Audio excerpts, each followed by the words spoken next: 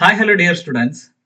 Degree level mains എക്സാമിനേഷന് വേണ്ടിയുള്ള preparations നമ്മൾ ഫസ്റ്റ് ക്ലാസ് കഴിഞ്ഞു സെക്കൻഡ് ക്ലാസ്സിലേക്ക് വരികയാണ്. ഫസ്റ്റ് ക്ലാസ്സിൽ നമ്മൾ ഇന്ത്യൻ ഇക്കോണമിയുടെ കുറച്ച് പോർഷൻസ്, അതിലെ ഇൻട്രൊഡക്ടറി കുറച്ച് പോർഷൻസ് ആണ് നമ്മൾ ഡിസ്കസ് ചെയ്തത്. അപ്പൊ ആ ചർച്ചയിൽ കുറച്ചധികം കാര്യങ്ങൾ നമ്മൾ കടന്നു പോയിരുന്നു. ഇപ്പൊ അതിന്റെ തുടർച്ച എന്നുള്ള രീതിയിൽ ഈ ഒരു ക്ലാസ്സിൽ നമ്മൾ ഇന്ത്യൻ ഇക്കോണമി തന്നെയാണ് ചർച്ച ചെയ്യുന്നത്. സിലബസ് ഒക്കെ വരുന്നുള്ളൂ. ഉറപ്പായിട്ടും എക്കണോമിക്സ് ഉണ്ടാവും, സിലബസിൽ ഉണ്ടാവും. അപ്പൊ അതുകൊണ്ട് തന്നെ നമുക്ക് എക്കണോമിക്സ് ഇപ്പോഴേ പഠിച്ചോളണം. പല കുട്ടികളും പറയാറുണ്ട് എക്കണോമിക്സ് എന്ന് പറയുന്നത് അത്രയങ്ങ് എളുപ്പമല്ല, പലപ്പോഴും ക്വസ്റ്റ്യൻസ് ക്രാക്ക് ചെയ്യാനായിട്ട് പലപ്പോഴും സാധിക്കുന്നില്ല എന്ന് പറയുന്നുണ്ട്. അപ്പൊ അതുകൊണ്ടാണ് ഇക്കണോമി തന്നെ ഞാൻ തുടക്കത്തിൽ തന്നെ സ്റ്റാർട്ട് ചെയ്യുന്നത്.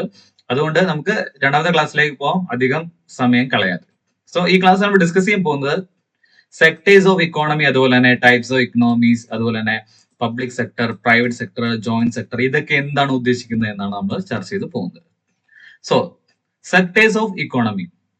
ഒരു ഇക്കോണമിയെ സംബന്ധിച്ച് എന്താണ് ഇക്കോണമി എന്ന് നമ്മൾ പറഞ്ഞു. ഇക്കോണമി എന്ന് പറയുമ്പോൾ, അതായത് നമ്മൾ പറഞ്ഞു ഇക്കണോമിക്സ് എന്ന് പറയുന്ന ഒരു പഠനം, ഒരു സോഷ്യൽ സയൻസ് നടത്തുന്നത് എന്തുമായിട്ട് ബന്ധപ്പെട്ടതാണ്? Production, distribution and consumption of goods and services ആണെന്ന് നമ്മൾ പറഞ്ഞു. അപ്പൊ ആ പ്രൊഡക്ഷൻ, ഡിസ്ട്രിബ്യൂഷൻ, കൺസംഷൻ എന്ന് പറയുന്ന ഈ മൂന്ന് പ്രോസസ്സുകൾ എവിടെയാണ് നടക്കുന്നത്, ഏത് ഏരിയയിലാണ് നടക്കുന്നത്, അതുമായിട്ട് ബന്ധപ്പെട്ട സിസ്റ്റമാണ് നമ്മൾ ഇക്കോണമി എന്ന് ടൈം ചെയ്തത്. ഇന്ത്യയെ സംബന്ധിച്ച് ഇന്ത്യയുടെ ഈ കാര്യങ്ങൾ നടക്കുന്ന സിസ്റ്റമാണ് ഉദ്ദേശിക്കുന്നത്. പ്രൊഡക്ഷൻ, ഡിസ്ട്രിബ്യൂഷൻ, കൺസംഷൻ എന്ന് പറയുന്ന കാര്യങ്ങൾ നടക്കുന്ന സിസ്റ്റം, ആ ഏരിയ. സോ ആ ഇക്കോണമിയെ 3 സെക്ടർ ആയിട്ട് തിരിക്കാറുണ്ട്. 3 തരം ഇക്കണോമി ആക്ടിവിറ്റീസ് എന്നുള്ള രീതിയിൽ 3 തരത്തിൽ ബ്രോഡായിട്ട് ക്ലാസിഫൈ ചെയ്യുമ്പോൾ, ഒന്നാമത്തെയാണ് പ്രൈമറി സെക്ടർ, രണ്ടാമത്തത് സെക്കൻഡറി സെക്ടർ, മൂന്നാമത്തെ ടെർഷ്യറി സെക്ടർ.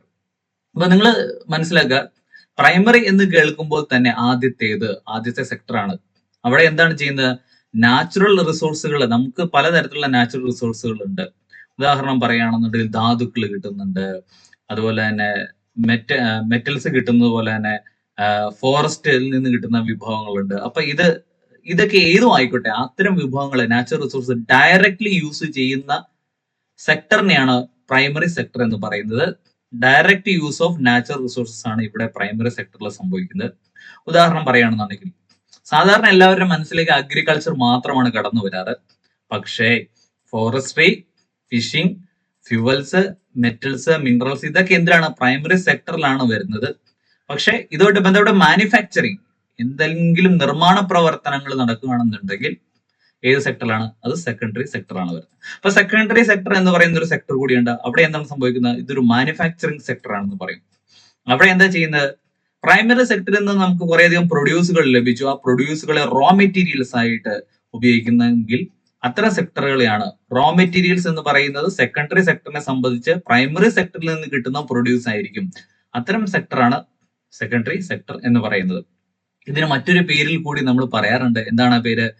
ഇൻഡസ്ട്രിയൽ സെക്ടർ എന്ന് കൂടി പറയാറുണ്ട്. എന്താണ് പേര്? ഓർത്തിരിക്കുക. ഇൻഡസ്ട്രിയൽ സെക്ടർ കൂടി പറയാറുണ്ട്, അത് ഓർത്തിരിക്കുക.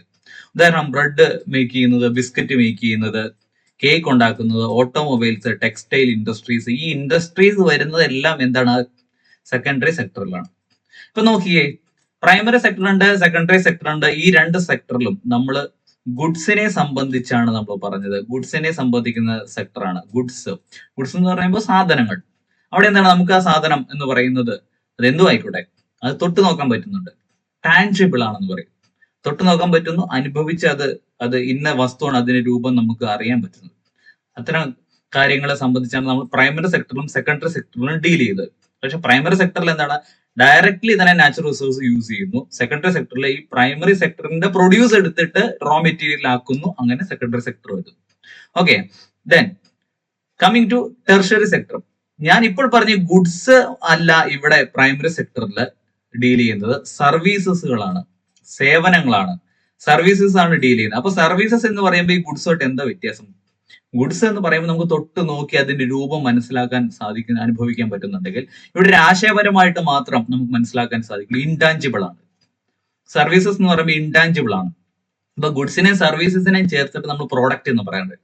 ടാഞ്ചിബിൾ പ്രോഡക്റ്റുകൾ ഗുഡ്സ് എന്നും ഇൻടാഞ്ചിബിൾ പ്രോഡക്ട്സ് നമുക്ക് സർവീസ് എന്നും പറയാം. സോ സർവീസിനെ ഡീൽ ചെയ്യുന്ന സെക്ടറാണ് ടെർഷറി സെക്ടർ. പലതരത്തിലുള്ള സേവനങ്ങൾ നമുക്ക് ലഭിക്കാറുണ്ട്. നിങ്ങളുടെ കാല് വയ്യാതായെങ്കിൽ, അല്ലെങ്കിൽ നിങ്ങളുടെ കൈക്കൊരു വേദന വന്നെങ്കിൽ, തലയ്ക്കൊരു വേദന വന്നെങ്കിൽ, ഓക്കെ, കഴുത്തിനൊരു വേദന വന്നെങ്കിൽ, എന്ത് സംഭവിക്കും?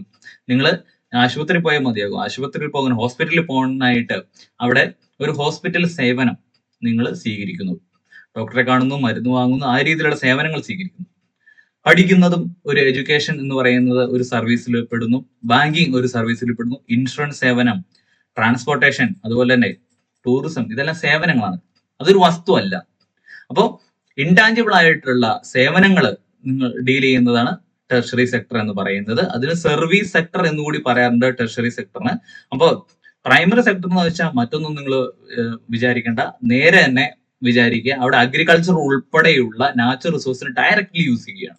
ദെൻ സെക്കൻഡറി സെക്ടറിലേക്ക് വരുമ്പോൾ അവിടെ മാനുഫാക്ചറിങ് സെക്ടറാണ്. മാനുഫാക്ചറിങ് സെക്ടറിൽ എന്താണ്, പ്രൈമറി സെക്ടറിൽ നിന്നുള്ള പ്രൊഡ്യൂസിനെ റോ മെറ്റീരിയൽസ് ആയിട്ട് യൂസ് ചെയ്യുന്ന പ്രത്യേകത. ഇൻഡസ്ട്രിയൽ സെക്ടർ എന്ന മറ്റൊരു പേരുണ്ട്. സർവീസ് സെക്ടർ എന്നുകൂടി അറിയപ്പെടുന്ന ടെർഷറി സെക്ടർ ഉണ്ട്. ആ ടെർഷറി സെക്ടറിന്റെ പ്രത്യേകത എന്താണ്? സേവനങ്ങളുമായിട്ട് ഡീൽ ചെയ്യുന്നതാണ് ടെർഷറി സെക്ടർ. അപ്പൊ ഓർത്തിരിക്കാലോ, primary, secondary, tertiary. Generally primary sector എന്നൊക്കെ പറയുമ്പോൾ ആളുകളുടെ മനസ്സിലേക്ക് പക്ഷേ അഗ്രികൾച്ചർ ആണ് ഉൾപ്പെടുത്താറ്. അഗ്രികൾച്ചർ ആണ് മനസ്സിലേക്ക് വരാറ്. അത് മാത്രം വരാം, മറ്റു കാര്യം ഫ്യൂവൽസ്, മെറ്റൽസ്, മിനറൽസ്, അതുപോലുള്ള കാര്യങ്ങളും നിങ്ങളുടെ മനസ്സിലേക്ക്, ഫോറസ്ട്രി ഒക്കെ മനസ്സിലേക്ക് വരണം. ദെൻ നമ്മൾ പറഞ്ഞു പ്രൈമറി സെക്ടർ ഉണ്ട്, സെക്കൻഡറി സെക്ടർ ഉണ്ട്, ടെർഷറി സെക്ടർ ഉണ്ട്. അപ്പൊ ഈ 3 സെക്ടറുകളും ചേർന്നിട്ട് ഒരു കോൺട്രിബ്യൂഷൻ വരുമാനത്തിലേക്ക്, നമ്മുടെ രാജ്യത്തിന്റെ വരുമാനത്തിലേക്ക് നൽകുന്നുണ്ട്. അതാണ് പ്രത്യേകത. അപ്പൊ അവിടെ രാജ്യത്തിന്റെ വരുമാനം എന്ന് പറയുമ്പോൾ നമ്മൾ സാധാരണയായിട്ട് ഉപയോഗിക്കുന്നത് GDP ആണ്. GDP ആണ് ദേശീയ വരുമാനം കണക്കാക്കാൻ ഉപയോഗിക്കുന്ന ഒരു മാർഗം. GDP, gross domestic product. എന്താണ് gross domestic product?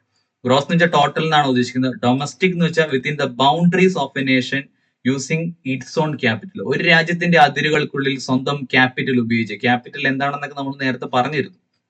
Man-made goods ആണ്, ഫർദർ പ്രൊഡക്ഷൻ ഓഫ് വെൽത്ത് അതിനുവേണ്ടി ഉപകരിക്കുന്നതാണ് എന്നൊക്കെ പറഞ്ഞിരുന്നു. Then product. പ്രോഡക്റ്റ് എന്ന് വെച്ചാൽ എവിടെയാണ് ഒരു വാല്യൂ അഡീഷൻ നിൽക്കുന്നത് അവിടെ ഒരു പ്രോഡക്റ്റ് ഉണ്ടാവും എന്നാണ് പറയുന്നത്. ദെൻ അപ്പൊ പ്രോഡക്റ്റ് എന്ന് പറയുമ്പോൾ നമുക്കറിയാം, ഇപ്പൊ വീറ്റ് ഉപയോഗിച്ച് നിങ്ങൾക്ക് ബിസ്ക്കറ്റ് ഉണ്ടാക്കുന്നത് വെച്ചു. വീറ്റ് ഓൾറെഡി ഒരു പ്രോഡക്റ്റ് ആയിരുന്നു. വീറ്റ് ഉപയോഗിച്ച് നിങ്ങൾ അതിനകത്ത് വീറ്റ് കുഴയ്ക്കാനായിട്ട് അതിന് ലേബർ ചാർജ്, അതുപോലെ തന്നെ എനർജി ഉപയോഗിച്ചു, അതിനുള്ള ചാർജ്, അതെല്ലാം മിക്സ് ചെയ്ത് മെഷീൻ ഉപയോഗിച്ചതിന്റെ ചാർജുകൾ, ഇതെല്ലാം ഇത്തരം കോസ്റ്റുകൾ എല്ലാം നോക്കിയിട്ട് അവസാനം വീറ്റിന് നമ്മൾ ബിസ്ക്കറ്റ് ആക്കുകയാണ്. ആ ബിസ്ക്കറ്റ് ആക്കുന്ന ഒരു പ്രോസസ്സ് കടന്നു പോകുമ്പോൾ നേരത്തെ വീറ്റിനുണ്ടായിരുന്ന വാല്യൂ, പ്രൈസ് ആയിരിക്കത്തില്ല ഈ ബിസ്ക്കറ്റിന് ഉണ്ടാവുന്നത്, അതിലും കൂടുതലായിരിക്കും. ഓക്കെ, ഇതില് അത്തരം വാല്യൂ അഡീഷൻ നടന്നു. ഇതിന്റെ ഇടയ്ക്ക് ഒരു പ്രോസസ്സിൽ വാല്യൂ അഡീഷൻ നടന്നു. അപ്പോൾ എവിടെയാണ് ഒരു വാല്യൂ അഡീഷൻ താൽക്കാലികമായി നിൽക്കുന്ന അവിടെ ഒരു പ്രോഡക്റ്റ് ഉണ്ടായി. ഇവിടുന്ന് വീറ്റ് അവിടെ ഉണ്ടായിരുന്നു, അതിലേക്ക് കുറച്ച് വാല്യൂ അഡീഷൻ സംഭവിച്ചു, എന്നിട്ട് ബിസ്ക്കറ്റ് വന്ന പ്രോഡക്റ്റ് ഉണ്ടായി, മാർക്കറ്റിലെത്തി, തൽക്കാലത്തേക്ക് വാല്യൂ അഡീഷൻ നിന്നു. ഈ ബിസ്ക്കറ്റ് വെച്ച് നിങ്ങൾ ഇപ്പോൾ ഓറിയോ ബിസ്ക്കറ്റ് ഒക്കെ വെച്ച് നിങ്ങൾ ഷെയ്ക്ക് ഉണ്ടാക്കാറുണ്ട്. ഷെയ്ക്ക് ഉണ്ടാക്കുന്ന സമയത്ത് ഇത് ഓറിയോ ബിസ്ക്കറ്റിന്റെ അതേ വിലയിലായിരിക്കും ഷെയ്ക്ക് വിൽക്കുന്നത്. അല്ല, അവിടെ വീണ്ടും ഓറിയോ ബിസ്ക്കറ്റ് മിൽക്കുമായിട്ട് മിക്സ് ചെയ്യുന്നതും അത്തരം ചാർജുകൾ എല്ലാം കൂടെ വരും. വേറൊരു വാല്യൂ കൂടെ ഇതിനകത്ത് ചേരും. അപ്പോൾ മറ്റൊരു വാല്യൂ അഡീഷൻ കൂടെ സംഭവിക്കും. പിന്നെ തൽക്കാലത്തേക്ക് വാല്യൂ അഡീഷൻ നിൽക്കും. അപ്പൊ അവിടെ ഒരു പ്രോഡക്റ്റ് ഉണ്ടായി. അപ്പൊ വാല്യൂ അഡീഷൻ എവിടെ താൽക്കാലികമായി നിൽക്കുന്നു അവിടെ ഒരു പ്രോഡക്റ്റ് ഉണ്ടാവുന്നു എന്നാണ് നമ്മൾ ജനറലി പറയുക. അപ്പോൾ ഗ്രോസ് ഡൊമസ്റ്റിക് പ്രൊഡക്റ്റിൽ ഗ്രോസ് ടോട്ടൽ ആണ്, ഡൊമസ്റ്റിക് സ്വന്തം രാജ്യത്തിന്റെ ബൗണ്ടറികൾക്കുള്ളിൽ സ്വന്തം ക്യാപിറ്റൽ ഉപയോഗിച്ച് പ്രൊഡ്യൂസ് ചെയ്യുന്ന പ്രൊഡക്റ്റ് എന്ന് പറയുമ്പോൾ ഗുഡ്സും സർവീസും ഉണ്ട്. ആ പ്രൊഡക്റ്റുകളുടെ വാല്യൂ ഒരു വർഷത്തേക്ക് കാൽക്കുലേറ്റ് ചെയ്തിട്ടാണ് നമ്മൾ GDP കാൽക്കുലേറ്റ് ചെയ്യുന്നത്, ഗ്രോസ് ഡൊമസ്റ്റിക് പ്രോഡക്റ്റ് കാൽക്കുലേറ്റ് ചെയ്യുന്നത്. അപ്പൊ GDP എന്താണെന്ന് ചോദിച്ചാൽ നിങ്ങൾക്ക് അറിയാം, നമ്മൾ ഇനി വരുന്ന ചർച്ചയിലൊക്കെ അത് വരുന്നുണ്ട്. നാഷണൽ ഇൻകം എന്ന് പറഞ്ഞ ടോപ്പിക്കിൽ വരുന്നുണ്ട്. ഗ്രോസ് ഡൊമസ്റ്റിക് പ്രോഡക്റ്റ് എന്ന് പറഞ്ഞു കഴിഞ്ഞാൽ the value of goods and total value of goods and services produced within the boundary of a nation using its own capital for 1 year, for 1 financial year എന്നൊരു കണക്കിൽ പറയുകയാണെന്നുണ്ടെങ്കിൽ അത് GDP ആണ്. അപ്പൊ ആ GDPയിലേക്ക് അഗ്രികൾച്ചർ സെക്ടറിൽ നിന്നും കുറച്ച് വരുമാനം വരും, ഇൻഡസ്ട്രിയൽ സെക്ടറിൽ നിന്നും കുറച്ച് വരുമാനം വരും, സർവീസ് സെക്ടറിൽ നിന്നും കുറച്ച് വരുമാനം വരും. അപ്പൊ 3 സെക്ടറിൽ നിന്നും വരുമാനം വരും. ഏത് സെക്ടറിൽ നിന്നാണ് കൂടുതൽ വരുമാനം വരുന്നത് എന്നത് അനുസരിച്ച് ആ ഇക്കോണമിയെ, അപ്പൊ ഇന്ത്യയുടെ ഇക്കോണമിയിൽ അഗ്രികൾച്ചർ സെക്ടറിൽ നിന്നാണ് കൂടുതൽ വരുമാനം വരുന്നതെങ്കിൽ അത് 50% ഉണ്ടെങ്കിൽ അതിന് അഗ്രേറിയൻ ഇക്കോണമി, ഇന്ത്യ ഒരു അഗ്രേറിയൻ ഇക്കോണമിയാണെന്ന് പറയാൻ പറ്റും. ആ രീതിയിൽ തന്നെ ഇൻഡസ്ട്രിയൽ ഇക്കോണമി എന്നും സർവീസ് ഇക്കോണമി എന്നും നമുക്ക് ക്ലാസിഫിക്കേഷൻ ഉണ്ട്. അഗ്രേറിയൻ ഇക്കോണമി എന്ന് വെച്ച് കഴിഞ്ഞാൽ ആ ഒരു പർട്ടിക്കുലർ ഇക്കോണമിയിൽ 50% വരുമാനം ടോട്ടൽ ഔട്ട്പുട്ട് വരുന്നത്, GDPയിലേക്ക് ഔട്ട്പുട്ട് വരുന്നത് അത് പ്രൈമറി സെക്ടറിൽ നിന്നാണ്. പ്രൈമറി സെക്ടർ എന്ന് പറയുമ്പോൾ എന്തൊക്കെയുണ്ട് അതിനകത്ത്? അഗ്രികൾച്ചർ ഉണ്ട്, ഫോറസ്റ്റ് ഉണ്ട്, ഫിഷിംഗ് ഉണ്ട്, ഫ്യൂല്, മിനറൽസ്, മെറ്റൽസ്, ഇതൊക്കെ വരും. അത് കൂടാതെ ഉണ്ട്. അപ്പൊ അതിൽ നിന്നൊക്കെ ഉള്ള വരുമാനം എടുത്തു നോക്കുമ്പോൾ അതാണ് മറ്റ് സെക്ടറുകളേക്കാൾ കൂടുതൽ 50% വരുമാനം ഈ പ്രൈമറി സെക്ടറിൽ നിന്നാണ് ജി ഡി പിയിലേക്ക് വരുന്നതെങ്കിൽ അത്ര സെക്ടറിനെ എന്തെന്ന് നമ്മൾ വിളിക്കുന്നത്? അത്ര ഇക്കോണമി എന്തെന്നാണ് വിളിക്കുന്നത്? അഗ്രേറിയൻ ഇക്കോണമി എന്നാണ് വിളിക്കുന്നത്. ഇന്ത്യക്ക് സ്വാതന്ത്ര്യം ലഭിക്കുന്ന സമയത്ത് during the time of independence നമ്മൾ ഒരു അഗ്രേറിയൻ ഇക്കോണമി ആയിരുന്നു. ഇപ്പൊ പക്ഷെ ഇന്ത്യ എന്ന് പറയുന്ന ഒരു അഗ്രേറിയൻ ഇക്കോണമി അല്ല എന്നാണ് പറയുന്നത്. പക്ഷെ typical symptom of a service ഇക്കോണമിയാണ് കാണിക്കുന്നത്. Symptom of a service economy കാണിക്കുന്നത് പറയുന്നത്. എന്താ symptom of a service economy? അതായത് ഇന്ത്യയിലെ 52% മുകളിലും ആളുകൾ ജോലി ചെയ്യുന്നത് പ്രൈമറി സെക്ടറിലാണ്. പക്ഷെ ഏറ്റവും കൂടുതൽ വരുമാനം വരുന്നത് സർവീസ് സെക്ടറിൽ നിന്നാണ്. ഇവിടെയാണ് ജോലി ചെയ്യുന്നത്, പക്ഷെ ഇവിടെയാണ് ഏറ്റവും കൂടുതൽ വരുമാനം വരുന്നത്. അപ്പൊ അവിടെ നിന്ന് വരുമാനം വരുന്നു എന്ന് പറയുമ്പോൾ അവിടെ ആയിരിക്കണം സ്വാഭാവികമായിട്ടും കൂടുതൽ ആൾ ജോലി ചെയ്യേണ്ടത് എന്നൊരു ഒരു സാധാരണയുള്ള ഒരു തിങ്കിങ് ഇവിടെ വർക്ക്ഔട്ട് ചെയ്യുന്നില്ല. പകരം എന്താണ്? ജോലി ചെയ്യുന്ന ആളുകൾ ഇവിടെയാണ് കൂടുതൽ വർക്ക് ചെയ്യുന്നത്. അഗ്രേറിയൻ സെക്ടറിലാണ് വർക്ക് ചെയ്യുന്നതെങ്കിലും സർവീസ് സെക്ടറിൽ നിന്നാണ് കൂടുതൽ വരുമാനം വരുന്നത്. അതാണ് പറയുന്നത് typical symptom of a service economy എന്ന് പലപ്പോഴും പറയാറ്. ഓക്കെ, ദെൻ എന്താണ് ഇൻഡസ്ട്രിയൽ ഇക്കോണമി? ഇൻഡസ്ട്രിയൽ ഇക്കോണമി എന്ന് പറയുന്നത് സെക്കൻഡറി സെക്ടർ, അതായത് മാനുഫാക്ചറിങ് സെക്ടർ, ഇൻഡസ്ട്രിയൽ സെക്ടർ ഏറ്റവും കൂടുതൽ ജി ഡി പിയിലേക്ക് കോൺട്രിബ്യൂട്ട് ചെയ്യുന്ന അവസ്ഥ. അതായത് 50%-ലധികം ജി ഡി പിയിലേക്ക് കോൺട്രിബ്യൂട്ട് ചെയ്യുന്നതെങ്കിൽ അങ്ങനെയാണെങ്കിൽ ഇൻഡസ്ട്രിയൽ ഇക്കോണമി ആണെന്ന് പറയാം. അപ്പോൾ ഏറ്റവും കൂടുതൽ കോൺട്രിബ്യൂഷൻ ഇൻഡസ്ട്രിയൽ സെക്ടറിൽ നിന്നാണെന്നുണ്ടെങ്കിൽ അത്തരം ഇക്കോണമിയുടെ ഒരു പ്രത്യേകത എന്തായിരിക്കും? അവിടെ നല്ല രീതിയിൽ വ്യാവസായിക വിപ്ലവം, ഇൻഡസ്ട്രിയലൈസേഷൻ സംഭവിച്ചിട്ടുണ്ടായിരുന്നു. അപ്പോൾ നേരത്തെ കുറച്ച് ഡെവലപ്പിംഗ് കൺട്രീസ് മുന്നേ തന്നെ വ്യവസായ വിപ്ലവത്തിന് വിധേയമായിട്ടുള്ള രാജ്യങ്ങളുടെ അവസ്ഥ എന്ന് പറയുന്ന അവര് ഇൻഡസ്ട്രിയൽ ഇക്കോണമി ആയിരുന്നു. ഇപ്പൊ അവരൊക്കെ എന്താണ്? ഇപ്പൊ അവര് നേരെ അതും കടന്നിട്ട് അവര് ഇപ്പോൾ ഇൻഡസ്ട്രിയലൈസ്ഡ് ഇക്കോണമി എന്ന് പറയുന്ന ആ ഒരു കോൺസെപ്റ്റില് അവര് ഇൻഡസ്ട്രിയൽ ഇക്കോണമി എന്ന് പറയുന്ന ആ ഒരു കാഴ്ചപ്പാടിൽ നിന്ന് സർവീസ് ഇക്കോണമി എന്ന് പറയുന്ന അടുത്ത ഘട്ടത്തിലേക്ക് പോയി എന്ന പ്രത്യേകതയുണ്ട്. അവിടെ എന്താണ് പ്രത്യേകം? സർവീസ് ഇക്കോണമിയുടെ പ്രത്യേകത എന്താണ്? 50%-അധികം വാല്യൂ പ്രൊഡ്യൂസ് ചെയ്യുന്ന, ജി ഡി പിയിലേക്കുള്ള വാല്യൂ പ്രൊഡ്യൂസ് ചെയ്യുന്ന ടെർഷറി സെക്ടറിൽ നിന്നാണ്. അങ്ങനെയാണെന്നുണ്ടെങ്കിൽ സർവീസ് ഇക്കോണമി ഉണ്ട്. ഇന്ത്യയിൽ 50%-ലധികം വാല്യൂ പ്രൊഡ്യൂസ് ചെയ്യുന്നത് എവിടെ നിന്നാണ്? സർവീസ് സെക്ടറിൽ നിന്നാണ്. പക്ഷെ എന്താണ് ഇവിടെ പ്രശ്നം? എന്താണ്? ഇവിടെ 52%-ന് മുകളിലും ആളുകൾ ജോലി ചെയ്യുന്നത് ഈ അഗ്രികൾച്ചർ സെക്ടറിലാണ് എന്നാണ് പ്രത്യേകത. ദെൻ ഇന്ത്യയിലെ കണക്കെടുത്ത് പരിശോധിക്കുകയാണെന്നുണ്ടെങ്കിൽ ജി ഡി പിയിലേക്ക് ഓരോ സെക്ടറും എത്ര വാല്യൂ പ്രൊഡ്യൂസ് ചെയ്യുന്നുണ്ട് നോക്കി കഴിഞ്ഞാൽ അഗ്രികൾച്ചർ സെക്ടർ, പ്രൈമറി സെക്ടർ 20%-ഓളമാണ്, സർവീസ് സെക്ടർ 53-54%-ഓളമാണ്, ഇൻഡസ്ട്രി വരുന്നത് 26%-26%-ഓളാണ് വരുന്നത്. അപ്പോൾ ഇൻഡസ്ട്രി 26%-ഓളം ഉള്ളൂ, സർവീസ് സെക്ടർ 54%-ഓളം ഉണ്ട്. ഈ കഴിഞ്ഞ എക്സാമുകളിലൊക്കെ ഇത്തരം കാര്യങ്ങൾ ചോദിക്കുന്നത് ഈ ജി ഡി പിയിലേക്കുള്ള കണക്കാണ് കേട്ടോ, മറ്റു കണക്കുകളല്ല, ജി ഡി പിയിലേക്കുള്ള കണക്കാണ്, മനസ്സിലാക്കുക. അപ്പൊ നമ്മൾ പറഞ്ഞത് മറ്റൊന്നുമല്ല, പ്രൈമറി സെക്ടർ അതാണ് ഡോമിനേറ്റ് ചെയ്യുന്നതെങ്കിൽ, 50%-ലധികം ഡോമിനേറ്റ് ചെയ്യുന്നെങ്കിൽ അത്തരം ഇക്കോണമി എന്ന് പറയുന്നത് എന്ത് ഇക്കോണമിയാണ്? അഗ്രേറിയൻ ഇക്കോണമിയാണ്. ദെൻ സെക്കൻഡറി സെക്ടർ ആണ് ഡോമിനേറ്റ് ചെയ്യുന്നതെങ്കിൽ, 50%-ലധികം ഡോമിനേറ്റ് ചെയ്യുമെങ്കിൽ അത്തരം ഇക്കോണമീസ് ഇൻഡസ്ട്രിയൽ ഇക്കോണമിയാണ്. ദെൻ ടെർഷറി സെക്ടർ ആണ് ഡോമിനേറ്റ് ചെയ്യുന്നതെങ്കിൽ സർവീസ് ഇക്കോണമിയാണ്, 50%-ലധികം ഡോമിനേറ്റ് ചെയ്യുന്നെങ്കിൽ.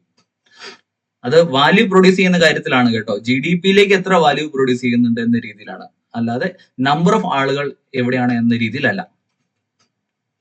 ദെൻ ഇനി നമുക്ക് മനസ്സിലാക്കാനുള്ളത് പബ്ലിക് സെക്ടർ അതുപോലെ തന്നെ പ്രൈവറ്റ് സെക്ടർ, ഈ ടേമുകളാണ്. പബ്ലിക് സെക്ടർ എന്ന് പറയുമ്പോൾ പൊതുമേഖല എന്ന് മലയാളത്തിൽ നമുക്ക് അർത്ഥം പറയാൻ പറ്റും.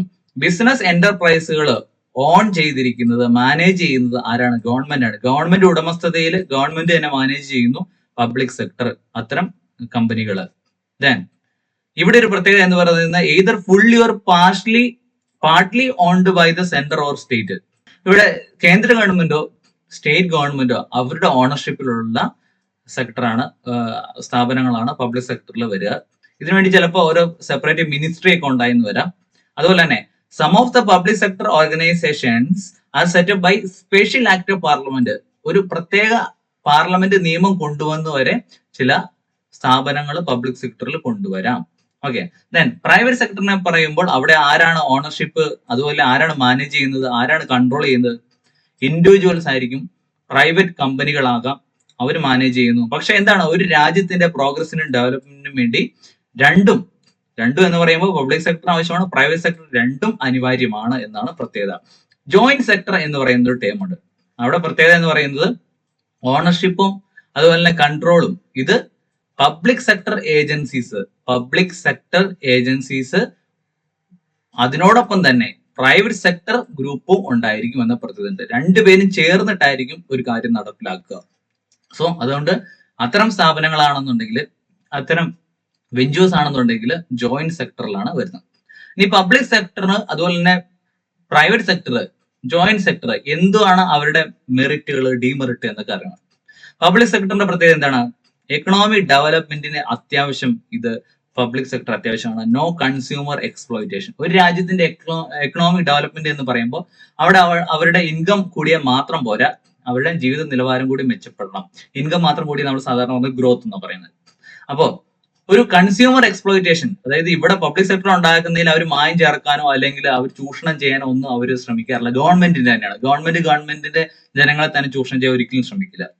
അപ്പോൾ സാധാരണ ശ്രമിക്കില്ല. അപ്പോൾ വെൽഫെയർ എന്നാണ് അവിടെ കൂടുതലായിട്ട് അവരുടെ ഒബ്ജക്റ്റീവ് ആയിട്ടുണ്ടാവുക. പക്ഷെ എന്താണ്, പ്രൈവറ്റ് സെക്ടറിനെ സംബന്ധിച്ച് അവർ ഗെയിൻ ആയിരിക്കും കൂടുതൽ ലക്ഷ്യം ഉണ്ടാവുക. ഡെവലപ്മെന്റ് ഓഫ് ബാക്ക്വേർഡ് ഏരിയാസ്, അതുപോലെ തന്നെ പ്രൊഫഷണൽ സോഷ്യൽ ഗുഡ്സ്, വാക്സിൻ ഉൾപ്പെടെയുള്ള കാര്യങ്ങളൊക്കെ കൊടുക്കുക, അതുപോലെ തന്നെ മിഡ് ഡേ മീൽ സ്കീമിന്റെ ഭാഗമായിട്ട് മീലിന് വേണ്ടിയുള്ള പ്രൊവിഷൻസ് കൊടുക്കുക. ഇത്തരം കാര്യങ്ങളെല്ലാം സോഷ്യൽ ഗുഡ് എന്ന് പറയുന്ന അടിസ്ഥാനപരമായിട്ട് ജനങ്ങളുടെ വികസനത്തിന് വേണ്ടിയുള്ള ബേസിക് ഗുഡ്സ് അത് കൊടുക്കാൻ ആരാണ് നല്ലത്? പബ്ലിക് സെക്ടർ നല്ലത്. അത് പ്രൈവറ്റ് ഏജൻസിയെ ഏൽപ്പിച്ചു കഴിഞ്ഞാൽ അവരതിൽ കള്ളത്തരങ്ങൾ കാണിക്കാം, മായം ചേർക്കാം, അതിൽ അവർക്ക് പ്രത്യേകിച്ച് സുതാര്യതയൊന്നും ഇല്ലാതെ അവർ കാര്യങ്ങൾ ചെയ്യാം. ദെൻ എംപ്ലോയ്മെന്റ് ജനറേഷൻ, രാജ്യത്ത് കുറേയധികം ജനങ്ങൾ ഉണ്ടാവുന്ന സമയത്ത് സ്വാഭാവികമായിട്ട് അവർക്ക് തൊഴിൽ ആവശ്യം വരും. അപ്പൊ തൊഴിൽ കിട്ടണമെന്നുണ്ടെങ്കിൽ പ്രൈവറ്റ് കമ്പനികളിൽ സാധാരണ അവർ ആളുകളുടെ എണ്ണം കുറച്ചുകൊണ്ട് മാക്സിമം ജോലി എടുപ്പിക്കാനേ ശ്രമിക്കത്തുള്ളൂ. അപ്പൊ അങ്ങനെയൊക്കെ വരുന്ന സമയത്ത് ജോലി ആളുകൾക്ക് നൽകാനായിട്ട് നമ്മുടെ കയ്യിൽ, ഗവൺമെന്റിന്റെ കയ്യിൽ തന്നെ സ്ഥാപനങ്ങൾ ഉണ്ടെങ്കിൽ ഈ ക്വാളിഫിക്കേഷനുള്ള ജനങ്ങളെ, സ്കിൽഡ് ആയിട്ടുള്ളതോ സെമി സ്കിൽഡ് ആയിട്ടുള്ളതോ ഈവൻ അൺസ്കിൽഡ് ആയിട്ടുള്ള ജനങ്ങളെ പോലും അതിൽ അക്കോമഡേറ്റ് ചെയ്യാൻ ജോലി കൊടുക്കുക എന്ന പ്രത്യേകത. ദെൻ ഡിഫൻസ് പോലുള്ള കാര്യങ്ങൾ പ്രൈവറ്റ് സെക്ടറിനെ ഏൽപ്പിക്കാൻ പറ്റുമോ? ഒരു രാജ്യത്തിന്റെ രഹസ്യങ്ങൾ മറ്റു രാജ്യങ്ങള് അങ്ങനെ കൈമാറ്റം ചെയ്തു പോകാനുള്ള സാധ്യത വളരെ കൂടുതലായിരിക്കും. അപ്പൊ ഡിഫൻസിൽ ഏറ്റവും കൂടുതൽ എന്താണ്, പബ്ലിക് സെക്ടർ ആയിരിക്കും ഡോമിനേറ്റ് ചെയ്തിരിക്കുക. ദെൻ ലേബർ വെൽഫെയർ, ഞാൻ മുൻപ് സൂചിപ്പിച്ച പോലെ തന്നെ ഏറ്റവും കൂടുതൽ ചൂഷണം നടക്കുന്നത് പലപ്പോഴും പ്രൈവറ്റ് സെക്ടറിലായിരിക്കും. പക്ഷെ ഇവിടെ പബ്ലിക് സെക്ടറിൽ എന്ന് പറയുമ്പോൾ അവിടെ വെൽഫെയർ ആണ്, അവിടെ ലേബർ വെൽഫെയറും ഉറപ്പുവരുത്താൻ സാധിക്കും. ദെൻ കൺസ്യൂമർ വെൽഫെയർ, അതും ഞാൻ സൂചിപ്പിച്ചതിന്റെ വേറെ പോയിന്റ് കൂടിയാണ്. കൺസ്യൂമറിന് കിട്ടുന്ന ഒരു സാധനം അല്ലെങ്കിൽ ഒരു സർവീസ് എന്ന് പറയുന്നത് ഏറ്റവും നല്ല രീതിയിലായിരിക്കണം എന്ന് വിചാരിക്കും. ഇവിടെ മറ്റേടത്ത് എന്താണ്, ലാഭം ഉദ്ദേശിച്ചുകൊണ്ട് മായം ചേർക്കാം, കള്ളത്തരങ്ങൾ കാണിക്കാം, അതൊക്കെ സംഭവിക്കും. പബ്ലിക് യൂട്ടിലിറ്റീസ് അതിനകത്ത് ഇപ്പൊ പറയുകയാണെന്നുണ്ടെങ്കിൽ റോഡുകൾ നിർമ്മിക്കുന്ന, അല്ലെങ്കിൽ എന്തെങ്കിലും പാലം നിർമ്മിക്കുന്ന, എന്തെങ്കിലും സൗകര്യങ്ങൾ നിർമ്മിക്കുന്നതിൽ അങ്ങനെയൊക്കെ വരുന്ന സമയത്ത് എന്താണ്, ഈ പറയുന്ന പ്രൈവറ്റ് സെക്ടർ അവിടെ യാതൊരു ഉത്തരവാദിത്വവും ഇല്ലാതെ പ്രവർത്തിക്കാം. പക്ഷെ ഗവൺമെന്റിന്റെ കാര്യങ്ങൾ നടപ്പിലാക്കാനും അതുപോലെ തന്നെ ഗവൺമെന്റിന്റെ കീഴിലുള്ള ജനങ്ങൾക്ക് വേണ്ടി പ്രവർത്തിക്കാനായിരിക്കും ആഗ്രഹം, വെൽഫെയറിന് വേണ്ടിയായിരിക്കും. അതുപോലെ സെൽഫ് റിലയൻസ്, ഗവൺമെന്റിന് ആരോടും ചോദിക്കേണ്ട ആവശ്യമില്ല. പബ്ലിക് സെക്ടർ ഉണ്ടെങ്കിൽ കാര്യങ്ങൾ നേരെ നടപ്പിലാക്കാം. PWD ഉണ്ടെങ്കിൽ നമുക്ക് റോഡുകൾ നിർമ്മിക്കാം. ഓക്കെ, അപ്പൊ അവിടെ വേറെ ആരോടും ചോദിക്കേണ്ട ആവശ്യമില്ല. പ്രൈവറ്റ് സെക്ടറിന്റെ അടുത്ത് നിങ്ങളത് ചെയ്തു തരുമോ എന്ന് ചോദിക്കേണ്ട യാതൊരു ആവശ്യമില്ല. അപ്പൊ പബ്ലിക് സെക്ടറിനുണ്ടെങ്കിൽ അങ്ങനെ ഗുണമുണ്ട്. ദെൻ പ്രൈവറ്റ് സെക്ടറിന്റെ പ്രസൻസ് ഉണ്ടെങ്കിൽ എന്തൊക്കെയാണ് ഗുണങ്ങൾ? പബ്ലിക് സെക്ടറിൽ പലപ്പോഴും ഒരു കോമ്പറ്റീഷന്റെ ഒരു അഭാവമുണ്ട്, ലാക്ക് ഓഫ് കോമ്പറ്റീഷൻ. അതിന് കാരണം എന്ന് പറയുന്നത് അവിടെ പ്രത്യേകിച്ച് സ്ട്രിക്റ്റ് കൺട്രോൾ ഒന്നുമില്ല. അവിടെ കൂടുതലായിട്ട് ക്വാളിറ്റി ഇംപ്രൂവ് ചെയ്തുകൊണ്ട് പുതിയ ഫീച്ചേഴ്സ് കൊണ്ടുവരണം, അങ്ങനെയുള്ള ചിന്തകളൊന്നും ഉണ്ടാവില്ല. നിലവിലുള്ള ക്വാളിറ്റി അങ്ങ് മെയിൻറ്റെയിൻ ചെയ്തു പോവുക എന്നൊരു ചിന്തയൊക്കെ ഉണ്ടാവുള്ളൂ. Then over employment in public sector, നമ്മുടെ പബ്ലിക് സെക്ടറിന്റെ ഏറ്റവും വലിയ പ്രശ്നങ്ങളിൽ ഒന്നാണ് ഈ ഓവർ എംപ്ലോയ്മെന്റ് എന്ന് പറയുന്നത്. കൂടുതൽ ആളുകൾക്ക് ജോലി കൊടുക്കാൻ വേണ്ടി നമ്മൾ എംപ്ലോയ്മെന്റ് പ്രൊവിഷൻസ് തുറന്നു വെക്കും. സ്വാഭാവികമായിട്ടും എന്ത് സംഭവിക്കുന്നത്, അവരെയൊക്കെ മെയിൻറ്റെയിൻ ചെയ്യാനുള്ള വേതനം കൊടുക്കാനുള്ള പ്രൊവിഷൻസ് നമ്മൾ കണ്ടുപിടിക്കേണ്ട ഒരു ഫണ്ട് കണ്ടെത്തേണ്ടി വരും. ദെൻ ലോങ് ഗസ്റ്റേഷൻ പീരീഡ്, അതായത് ഒരു കാര്യം ചെയ്യണം എന്നുണ്ടെങ്കിൽ അത് തുടങ്ങി വെക്കാനും അത് പൂർത്തീകരിക്കാനും കുറേയധികം സമയം പലപ്പോഴും പബ്ലിക് സെക്ടറിൽ എടുക്കുന്നുണ്ട് എന്നൊരു പ്രശ്നമുണ്ട്. Over capitalisation not always return to profit. അതായത് പ്രൈവറ്റ് കമ്പനികൾ സാധാരണ ചെയ്യുന്നത് ഏറ്റവും നല്ല പെർഫോമൻസ് കാഴ്ചവെച്ചിട്ട് അവിടെ ഒരു ഇംപ്രഷൻ ഉണ്ടായിക്കൊണ്ട് അടുത്തൊരു പ്രോജക്റ്റ് നേടിയെടുക്കുക എന്നാണ് ഉദ്ദേശിക്കുന്നത്. പക്ഷേ പബ്ലിക് സെക്ടറിന് അങ്ങനെ ഒരു ചിന്താഗതിയില്ല, പലപ്പോഴും ഉണ്ടാവാറില്ല. അതുകൊണ്ട് തന്നെ എന്താണ്, ഓവർ ക്യാപിറ്റലൈസ് ചെയ്ത് കഴിഞ്ഞാലും കൂടുതൽ പണം കൊടുത്താലും കൂടുതൽ ബെറ്റർ സൗകര്യങ്ങൾ കൊടുത്തു കഴിഞ്ഞാലും ഈ പബ്ലിക് കമ്പനീസ് പലപ്പോഴും പെർഫോം ചെയ്യുന്നത് നല്ലതായിരിക്കണം നിർബന്ധമില്ല. അങ്ങനെ ചെയ്യുന്ന പബ്ലിക് കമ്പനീസും ഉണ്ട് എന്ന പ്രത്യേകതയുണ്ട്. ദെൻ ഇൻഎഫിഷ്യന്റ് മാനേജ്മെന്റ്, അവിടെ ഒരു സ്ട്രിക്റ്റ് കൺട്രോൾ ഒന്നുമില്ല. പലപ്പോഴും എന്താണ്, പബ്ലിക് എന്റർപ്രൈസുകളിൽ കൂടുതലായിട്ട് ഒരു സ്ട്രിക്റ്റ് ആയിട്ട് കാര്യങ്ങൾ മാനേജ് ചെയ്യുന്ന ഒരു അവസ്ഥയൊന്നുമില്ല. അതുകൊണ്ട് ഇൻഎഫിഷ്യന്റ് ആയിരിക്കും പലപ്പോഴും മാനേജ്മെന്റ്. അതിനെ ഓവർകം ചെയ്യണമെന്നുണ്ടെങ്കിൽ പ്രൈവറ്റ് സെക്ടർ ഉണ്ടാവുന്നത് നല്ലതാണ്. ദെൻ ജോയിന്റ് സെക്ടറിലേക്ക് വരുമ്പോൾ ഒരു സോഷ്യൽ കൺട്രോൾ ഓവർ ഇൻഡസ്ട്രീസ് ലഭിക്കുന്നു എന്നാണ് പ്രത്യേകത. അവിടെ പബ്ലിക് സെക്ടറും പ്രൈവറ്റ് സെക്ടറും രണ്ടുപേരും ചേർന്നിട്ടാണ്. Overcome failures of private and public sector, രണ്ട് സെക്ടറിലും ഉള്ള പരാജയങ്ങൾ അല്ലെങ്കിൽ അതിന്റെ ഡീമെറിറ്റുകൾ ഓവർകം ചെയ്യാൻ പറ്റുന്നു എന്ന പ്രത്യേകതയുണ്ട്. ഇതിനെ ജോയിന്റ് സെക്ടർ എന്ന് പറയുന്ന ഒരു കോൺസെപ്റ്റിനെ പലപ്പോഴും നമ്മൾ instrument of industrial growth and region development ആയിട്ട് കരുതാറുണ്ട്. അതുപോലെ തന്നെ സ്റ്റേറ്റ് സ്പോൺസേർഡ് ഇൻഡസ്ട്രിയലൈസേഷനുള്ള ഏറ്റവും നല്ല സ്ട്രാറ്റജി എന്ന് പറയുന്നത് ജോയിന്റ് സെക്ടർ ആണ്. ഫിനാൻഷ്യൽ, ടെക്നിക്കൽ, മാനേജീരിയൽ സ്ട്രെങ്ത് നല്ല രീതിയിൽ യൂട്ടിലൈസ് ചെയ്യാൻ പറ്റും. വെൽഫെയറിന് വേണ്ടി പബ്ലിക് സെക്ടറും അതുപോലെ ഏറ്റവും എഫിഷ്യന്റ് ആയിട്ട് പ്രവർത്തിക്കാനായിട്ട് പ്രൈവറ്റ് സെക്ടർ അവൈലബിൾ ആകുന്ന നല്ല കാര്യമായിട്ടാണ് പലപ്പോഴും ടേം ചെയ്യപ്പെടാറ്. അപ്പൊ നമ്മൾ പറഞ്ഞതിന്റെ ഒരു സമ്മറി എന്ന് പറയുന്നത്, പ്രൈവറ്റ് സെക്ടർ എന്ന് പറയുമ്പോൾ അവിടെ നോൺ ഗവൺമെന്റ് ആൻഡ് ഇൻഡിവിജ്വൽസ് ആയിരിക്കും, നോൺ ഗവൺമെന്റ് ഓണർഷിപ്പ് ആയിരിക്കും, അതുപോലെ ഇൻഡിവിജ്വൽസ് ആയിരിക്കും ഓണർഷിപ്പ് ആയിട്ട് വരുന്നത്. ഗവൺമെന്റ് ബോഡിയാണ് പക്ഷേ പബ്ലിക് സെക്ടറിൽ ഓണർഷിപ്പ്. ജോയിന്റ് സെക്ടറിൽ വരുമ്പോൾ രണ്ടുപേരുണ്ട്, ഗവൺമെന്റും ഉണ്ട് പ്രൈവറ്റ് പേഴ്സൺസും ഉണ്ട്. ദെൻ പ്രൈവറ്റ് സെക്ടറിനെ സംബന്ധിച്ച് അവർക്ക് പ്രോഫിറ്റ് ആയിരിക്കും ലക്ഷ്യം. പബ്ലിക് സെക്ടറിനെ സംബന്ധിച്ച് പ്രോഫിറ്റും അതുപോലെ സോഷ്യൽ ഒബ്ലിഗേഷനും സാമൂഹികമായിട്ടുള്ള ഉത്തരവാദിത്വം രണ്ട് ഉണ്ട് എന്ന പ്രത്യേകത.